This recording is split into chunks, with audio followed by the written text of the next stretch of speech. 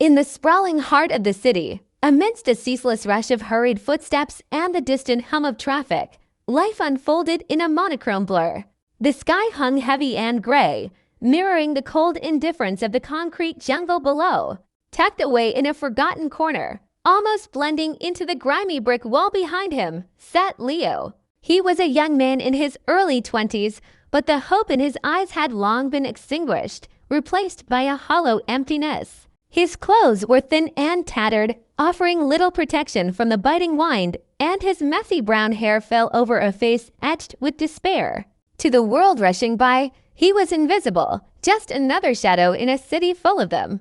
One afternoon, as the crowd thinned, a figure paused. It was an elderly woman, her face a canvas of gentle wrinkles, her gray hair neatly tucked into a bun. She looked at Leo not with pity, but with a profound sense of understanding. She reached into her bag and pulled out a warm, fragrant loaf of bread, placing it gently into his cold hands. As their fingers brushed, she leaned in and spoke softly, her voice a beacon in his desolate world. "What you have in your hands is temporary," she said, her eyes twinkling with a quiet wisdom. "But what you have in your head can last a lifetime." The words, simple yet powerful, resonated deep within Leo's soul, planting a seed of possibility in the barren soil of his hopelessness. That single act of kindness became the catalyst for a quiet revolution. The bread nourished his body, but the woman's words nourished his spirit. With the first few coins he earned from odd jobs sweeping storefronts and carrying groceries, Leo didn't buy more food. Instead, he walked into a small, dusty bookstore and bought a simple, second-hand book. That night, hunched under the dim, flickering glow of a street lamp, he struggled to piece together the letters, his brow furrowed in concentration. The world of words was foreign and difficult, but he persisted. Soon, the cold streets were replaced by the warm, silent halls of the public library. Day after day, he sat surrounded by towering shelves, slowly, painstakingly, turning pages and absorbing knowledge. The world began to open up to him, one sentence at a time. The transformation was gradual but profound.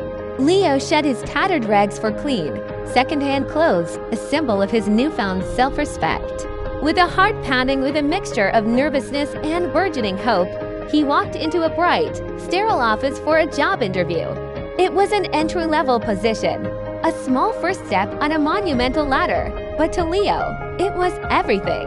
He sat across from the interviewer, his hands clasped tightly, and spoke with a clarity and confidence he didn't know he possessed. A moment of tense silence hung in the air. Then, the interviewer's face broke into a warm smile. A hand was extended across the polished desk. In that handshake, a new chapter of his life was written, years past. The city was still the same, a bustling metropolis of dreams and struggles. But Leo was no longer a shadow within it.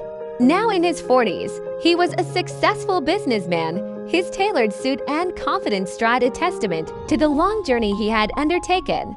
One crisp evening, as he walked down a familiar street, he saw a young person huddled in a corner, their face wearing the same mask of hopelessness he once knew so well. Leo stopped. He knelt down, offering not just a helping hand, but the same powerful truth that had once saved him. As he looked at the glimmer of hope ignite in the stranger's eyes, a profound sense of peace washed over him.